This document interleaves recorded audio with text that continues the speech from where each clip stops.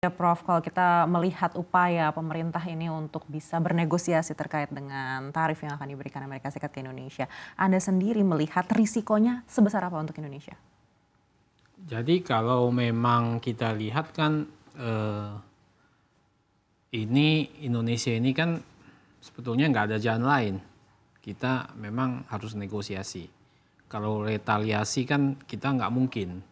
Ya, karena apa? Karena kita banyak kekuatannya kita tidak cukup ya untuk melakukan retaliasi. Nah, hanya China yang berani melakukan itu sampai sekarang kan. Jadi 75 negara yang disebut Trump semua sudah memohon agar ya mereka memohon agar ada negosiasi. Nah kita melihat bahwa negosiasi juga nggak mudah kan, bukan sesuatu yang mudah. Maka harus dikirim tim-tim terbaik ke sana untuk melakukan negosiasi. Kalau negosiasinya berhasil tentu bagus gitu. Nah masalahnya kan kalau negosiasinya juga tidak sesuai harapan. Ya, ini yang saya pikir Trump ini kan ahli dalam negosiasi. Ya, nggak mudah kita nanti kalau tim kita nggak bagus juga negosiasinya juga nanti takutnya juga kurang maksimal begitu. Nah, apa yang bisa kita lakukan? Memang sekarang hanya negosiasi yang bisa kita lakukan ke sana agar tarifnya kalau bisa kembali seperti dulu gitu. Dan ingat ya, Mbak Anneke, bahwa kita tuh menikmati ada 3.834 produk ya, yang bea masuk dari Amerika itu 0%. Jadi kalau kita ekspor ke sana, kalau kita ekspor ke sana itu ada 0%, ada 3.800 produk ya yang kena 0%. Nah ini kan luar biasa ini. Apalagi ada 3 industri unggulan yang labor intensif. Nah ini cukup berbahaya ya kalau ini negosiasinya gagal begitu. Kenapa? Karena itu menyerap tenaga kerja yang cukup banyak. Itu pakaian jadi, tekstil dan pakaian jadi dan aksesorisnya, baik yang rajutan maupun non rajutan. Kemudian juga mebel, furniture. Ya, yang kesemuanya itu ekspor kita ada 6 miliar dolar US. Ya, 3 produk itu.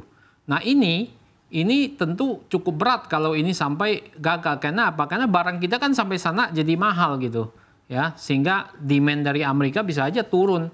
Karena mahalnya produk kita akibat tarif yang begitu besar.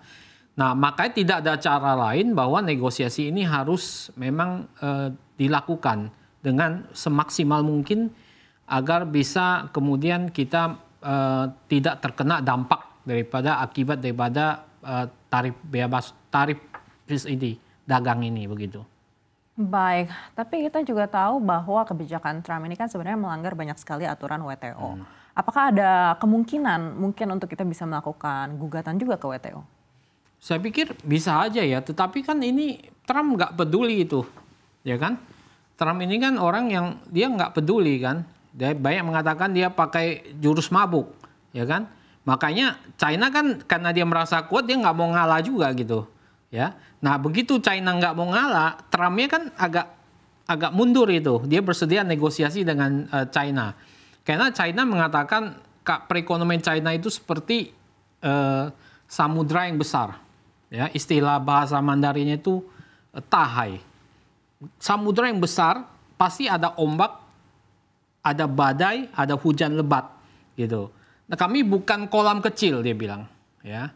Jadi kami ini samudra yang besar, jadi kita nggak takut begitu. Kita punya teknologi, punya pasar, punya SDM yang bagus, dan dia memperkirakan bahwa kalau itu dilakukan maka Amerika nanti akan keteteran juga nanti. Ya, akan keteteran juga karena nanti Amerika buat produknya kan jauh lebih mahal kan. Dia impor bahan baku udah kena tarif yang jauh lebih besar sehingga di dalam pasar itu masyarakat nanti konsumen akan menikmati barang-barang yang mahal. Nah, akibatnya demand di Amerika akan turun dan itu cukup berbahaya buat ekonomi Amerika. Jadi China sudah melihat ke sana. Nah, Trump ini juga nggak peduli juga dia. Ya, dia karena gaya mabuk katanya. Dewa mabuk tuh enggak asal-asal lah, pokoknya saya begini, saya lihat respon dulu. Dia sebut tuh high call. Ya, call tinggi dulu ini. Nah dia sebetulnya mudah mengatakan bahwa dia akan high call, kemudian nanti dia akan turunkan saat negosiasi. Jadi saya mengira bahwa dugaan saya negosiasi ini pasti akan ada hasil. Karena angka-angka yang disetting oleh Trump itu adalah high call. Kemudian dia minta kepada kita untuk membuka diri kan. Karena kita banyak sekali yang dia sebut tuh kuota, TKDN, apalagi itu kuota TKDN, kemudian berbagai pertek ya. Nah ini yang dia minta agar ada keadilan di sana begitu. Jadi saya melihat bahwa negosiasi ini saya pikir akan ada hasilnya begitu. Baik, lalu poin-poin apa yang mungkin memperkuat negosiasi kita dengan Amerika Serikat? Ya kita mempunyai pasar yang besar. Ya kita mempunyai pasar yang besar ya, dan presiden sudah pingin, ini istilah presiden tuh Pak Po ya. Artinya dia mau membuka diri dengan impor ya. Begitu ada untuk nutupin defisit yang 16 atau 18 miliar US ya. 18 miliar US. Tetapi saya juga berpikir bahwa apa yang dipidatokan presiden juga harus hati-hati sebetulnya. Ya, misalnya kuota juga harus hati-hati. Ada efeknya nggak ke industri dalam negeri, petani, ya nelayan dan sebagainya. Itu kan harus hati-hati. Itu industri dalam negeri akan terkena kan. Nanti baru dibuka kuota, nggak perlu kuota, nanti orang impor semua ke sini, industri dalam negeri hancur begitu. Akibatnya kan PHK juga. Ya kan? Akibatnya PHK juga. TKDN juga kan, kita industri dalam negeri juga harus dilindungi gitu. Seperti kuota, saya setuju bahwa barang-barang yang tidak ada efeknya ke industri dalam negeri dibuka aja, nggak usah pakai kuota begitu.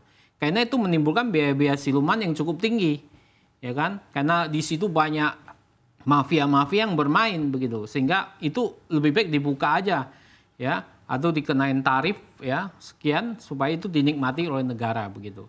TKDN juga nggak bisa sembarang buka juga ya. Saya setuju bahwa Presiden Prabowo ini juga ngomong ini, mungkin dia melihat bagaimana reaksi dari menteri-menterinya ini ya, karena dia tahu sebetulnya Pak Presiden ini banyak kuota-kuota yang menimbulkan biaya-biaya siluman ya.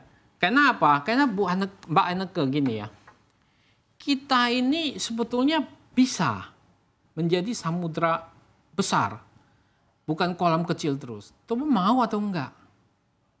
Mau atau enggak? Nah ini yang persoalan besar.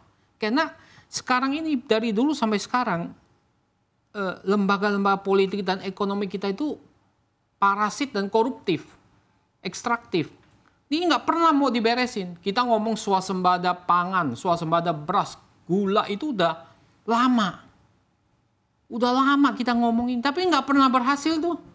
Ya, karena apa? Karena banyak sekali pihak-pihak mafia ini yang bermain. Oligarki ini bermain menikmati dari biaya-biaya siluman yang tinggi. Nah ini kan salah satu hal yang harus kita sadari gitu. Kita mau nggak, betul-betul mau nggak? Ya, karena kalau begini terus, akhirnya kita hanya jadi permainan negara-negara besar saja.